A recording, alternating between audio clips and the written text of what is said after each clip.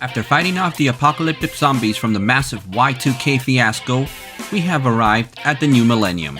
But before we start this video, I gotta give a quick shout out to Power Stone from Capcom.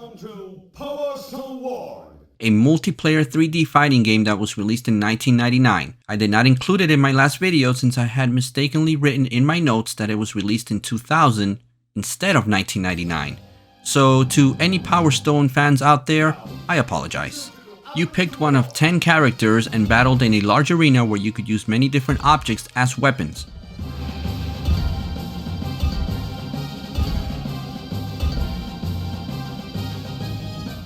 On top of all that, you collected enough power stones and you could transform into a more powerful version of yourself and really wreak havoc for a short while.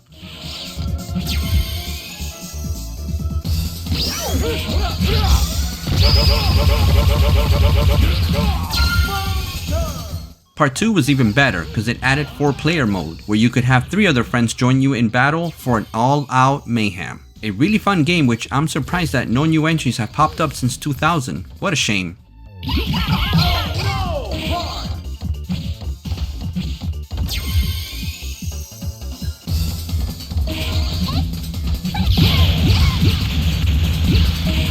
Power Stone was a great addition to the Dreamcast library and I loved it. Again, how the hell did the Dreamcast fail? Oh yeah, that. So, how do you start off the 2000s if you are a fighting game aficionado? Well, how about a game that took 2 of the juggernauts of the fighting scene from the 90s and merged them together?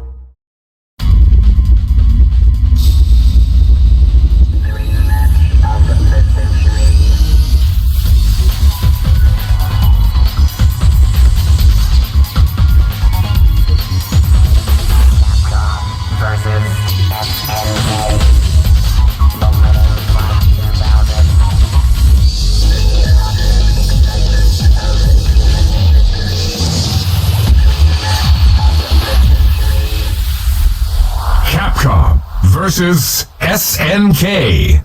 Millennium Fight 2000. Capcom and SNK had probably created well over 50 plus games in the fighting genre alone. In the process, many iconic characters would be introduced into the gaming lexicon. Capcom vs SNK took some of the best of both companies and brought them together under one amazing tournament. Not only was the roster iconic and mind-blowing, but the addition of the ratio system made sure battles were balanced in terms of power, which in the end made the game overall more enjoyable. Characters were included into 3 ratios, numbered 1, 2, and 3. You had 4 slots to fill before each match. Bosses from the games would take 3 slots while other fighters would be mixed between ratios 1 and 2. I never understood why Blanca is ratio 1. The game had 2 attack meters to use during gameplay, the SNK or Capcom group. Choosing Capcom would allow you to use the power meter used in the Alpha series, and the SNK group would allow you to use the meter used in the King of Fighter games that ran from 94 through 98. The different groups also changed up the character selection screen artwork. The Dreamcast port had tons of extras which I won't get into here, but I'm gonna say this. This game right here was one of my favorite fighting games on that system and a title that still holds up incredibly well in today's modern fighting game scene. Play it if you've never had the chance to. I guarantee you, you will not regret it.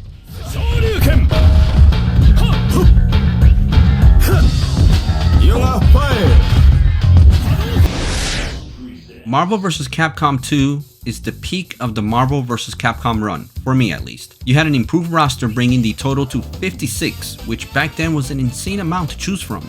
But not all were available right from the start, with some needing to be unlocked by meeting certain requirements. Yeah, I know, right? How weird is that? Unlock characters by playing the game more and not having to pay microtransactions? What?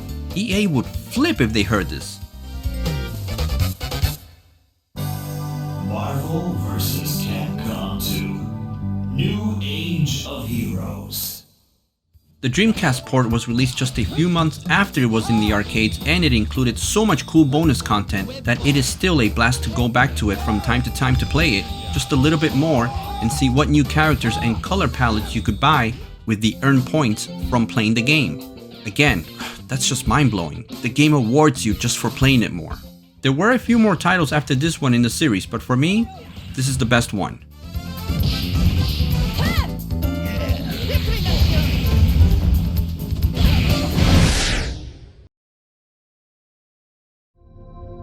1年前、今和のヒョウが全国の高校を襲撃した事件は無事解決し、生徒たちは今では何事もなかったかのようにまた繰り返しの日常へと戻っていった。しかし今また学園に戦慄が走ろうとしている。学園に何が起こったのか。The Dreamcast had so many good games during its short run. Project Justice was just another favorite of mine that I owned. This sequel to the game Rival Schools introduced 3-player teams to the mix instead of 2. Now I know this is not a new concept, but it did bring it to the 3D fighting world. What was really cool was that you could pull off 3-player attacks, and each of the attacks are different based on what team of characters you have. There's also a way to cancel the team-based power move. If both players pulled off the attack at the same time, the game would automatically switch to a sudden death type confrontation where the first player to score a hit gets the right to pull off the team move. The story mode is done quite well and really goes into the background for each character as to why they are fighting once again. This game was a ton of fun to play when I had it on my Dreamcast. I'm not that much into 3D fighting games, but this one right here is still one of my favorite 3D fighting games ever.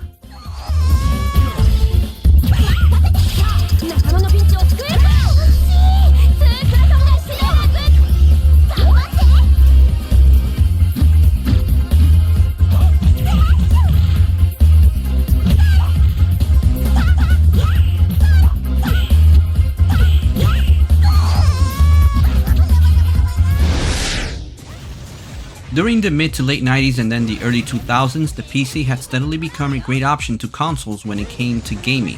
Not only for the option in gaming titles, but for the tools designed to help wannabe game developers and fans in making their dream game. Mugen was that tool, and it is a Japanese word that stands for unlimited.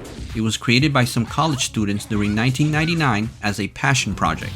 Even though the name is an abbreviation, no one actually knows what the proper or intended purpose is behind each letter.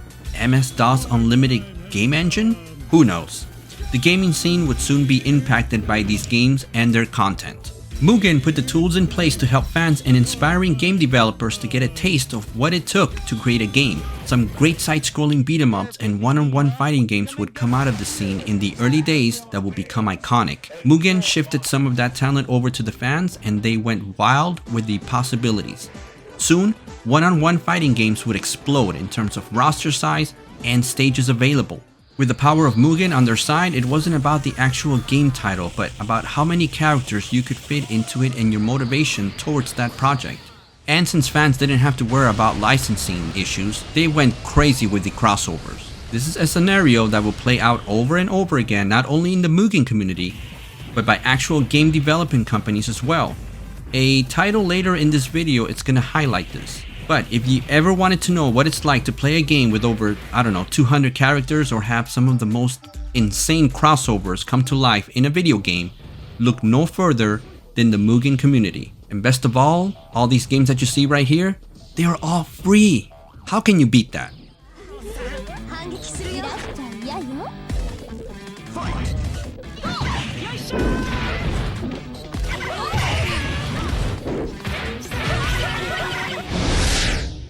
Now you might be asking yourself, why is Dead or Alive 3 in this list? Why is it in this video? What did it bring to the table in terms of actual innovation to the fighting genre? Nothing really. But it was an Xbox exclusive that helped put the new console of that time on the map in terms of what it could bring to the table with its graphical capabilities and ability to lure in major game developers to its side.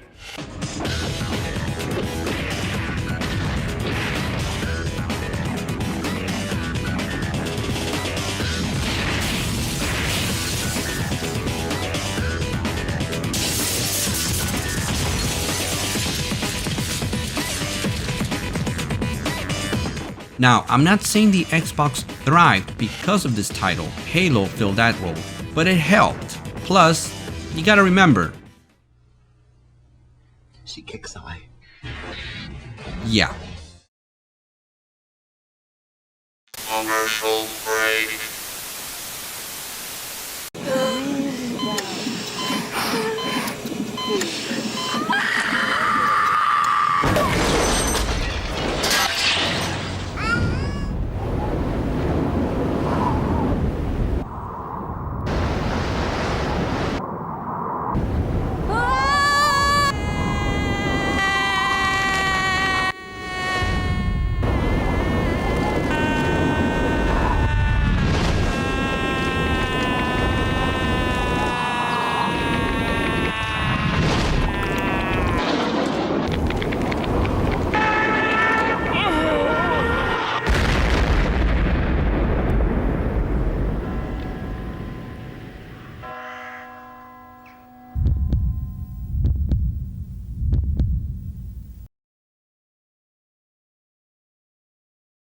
How can I be this far into the video series and not have a Dragon Ball Z game at all?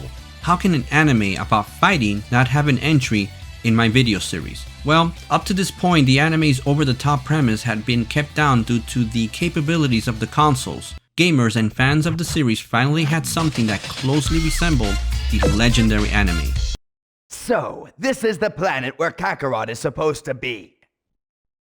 Yeah, and those Dragon Ball things have to be on this planet as well.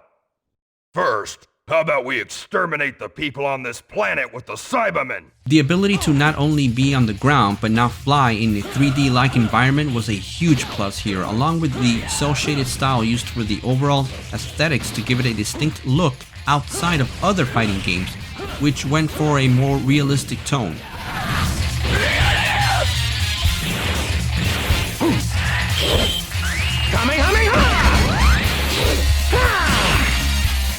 The game is nothing revolutionary, but it was one step closer to getting to that ultimate Dragon Ball Z fighting game experience, which some online would say it's Budokai 3 or Dragon Ball FighterZ, depending on your taste. Die, you! Ready! Fight! Kamehameha! Yeah!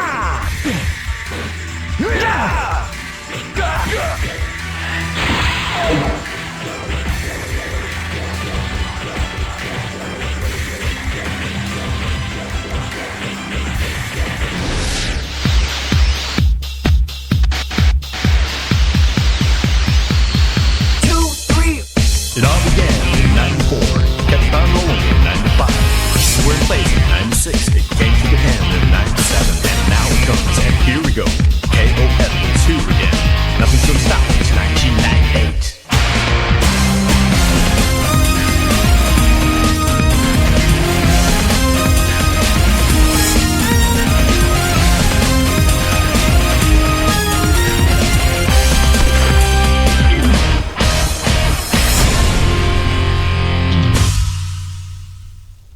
Now, remember when I talked about Mugen a couple of minutes ago? Which in today's internet age, that's like about, I don't know, 6 years ago? Well, here's a game created with that game engine. Dong Dong Never Die is a fighting game that, just by looking at the characters, you can already tell it does not take itself seriously. Or does it? No, it doesn't, not at all. But once in a while, it's good to just, turn off your brain and just go with it. The characters have good moves and the controls are quite responsive and snappy, even though the animation feels a little bit stiff. However, that lends to the overall cheap feel of the game, so it's not so out of place here. The game is so good that Mario from Nintendo himself volunteered to be a part of this tournament. Someone please shoot me. You're gonna want to keep playing this game just to see the wacky characters in action and what sort of moves that they can pull off. There is a total of 24 characters to choose from, including 2 nurses who fight side by side, and this, weird looking guy here who sports a knife as a weapon. This game is great because, you know what, it's just so weird and just runs wild with it. Don't be a fool and be turned away by its looks. It's a fun game to play and something unique from the rest of the fighting games out there. Try it out.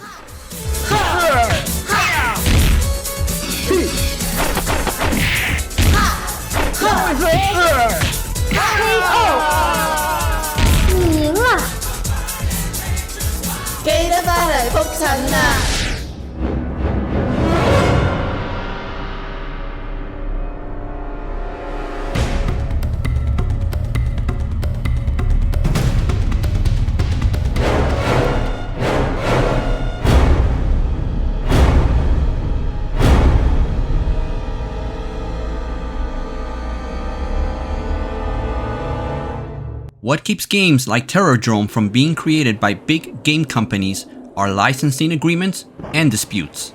With the rise of Mugen, all of those hurdles were obliterated. Games such as Drome here were now possible and only restricted by the imagination and motivation of the creators behind these type of games. Drome, that I know of, is the first game that brings together the most iconic boogeyman of all time, unaltered, and throws them into the fighting genre to see who is the best. This game is a heaven-sent love letter to all horror fans out there that happen to like fighting games as well. The sound effects for the characters are captured from each of their movies, and the controls are responsive, with the music being spot on in creating that tense horror-like ambience.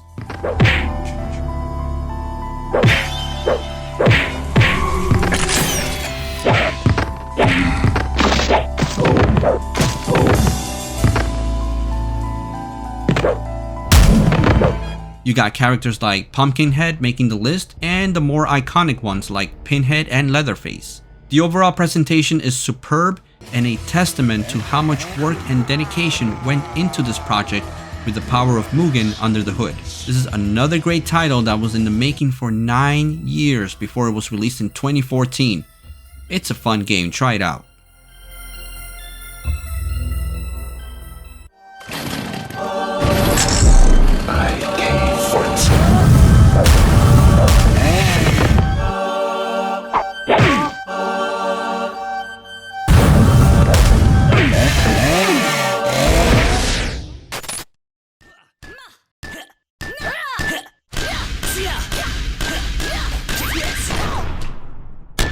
Lethal League! Raptor! By the time we got to 2014, it feels like the one-on-one fighting genre had been tapped out when it came to bringing something innovative to the table.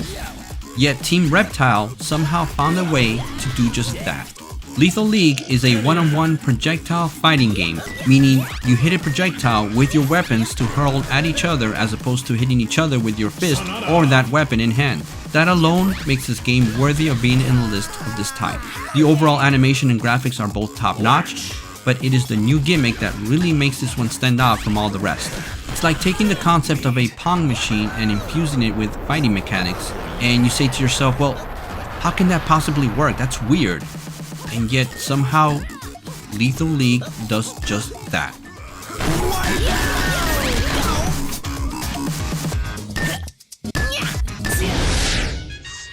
So when Smash Bros. First appeared on the N64 back in 1999, no one thought that the idea of cute Nintendo characters battling it out in these strange semi-3D environments would ever work out. At least, not to such an extent. Yet here we are in 2024 and the series has blossomed into one of the most exuberant fighting series ever. It is one of the very few fighting games outside of Mugen to incorporate such a vast collection of video game characters from so many different IPs across so many different companies.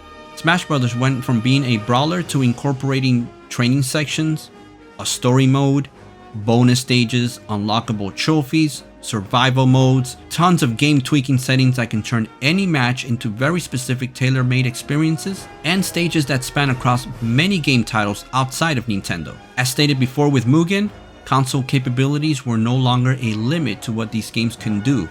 It was now about rosters and bonus content. As of the making of this video, Super Smash Bros. Ultimate sports a whopping 74 characters. Characters from other franchises include Sonic, Simon Belmont, Snake, Pac-Man, Ryu, Steve from Minecraft, and even Joker from Persona, just to name a few. And it seems that almost anybody nowadays can join the cast of Smash Bros. So much so that memes popped up poking fun at this trend. There are also a ton of stages to choose from, 103 in total, and to think that 25 years ago, what started out as a simple concept that looked like this right here, blossomed into this. So now the question is, where do we go from here? We went from the humble beginnings in the arcades in the mid-70s, saw the genre blossom in the 80s as it tinkered with control schemes and setups, before exploding in the early 90s with Street Fighter II and its revolutionary gameplay mechanics. Soon almost every game company out there wanted a slice of the pie, and fighting games were soon a dime a dozen. SNK and Capcom spearheaded the genre with new innovations as they tried to outdo each other in those years, with gamers being the winners in the tail end of that fierce competition. They ultimately partnered up to create what I feel to be one of the best video game company crossovers ever in the fighting genre. In the early 2000s, arcade had lost ground to the home console market and innovation stifled during that time. The Mugen scene reinvigorated the genre with the endless possibilities that it brought forth to the gaming scene, with online gaming becoming the new standard for the home console side. There is only so much that can be done in a fighting game in terms of mechanics and systems to implement. Health bars, power meters, combo attacks, swapping players mid-match, 3D environments, objects that can be used as weapons, you name it, we have seen it. The name of the game is now roster size and crossovers. Capcom and SNK toyed with that idea, and Capcom in general did many crossovers with other companies. But I think Nintendo really mastered the concept with their new Smash Bros. Game roster. The question now is, What does the future hold for the fighting one-on-one genre? And what will be that new innovation or that video game that sparks the interest of gamers everywhere once again, the way Street Fighter 2 did 33 years ago? Share with us all your ideas, and I will see you all on my next video. Until then, keep watching and keep gaming.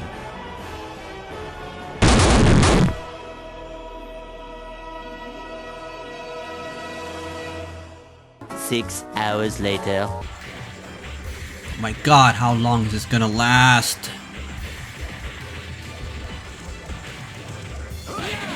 Oh, good. Finally, I can start playing. Oh, come on!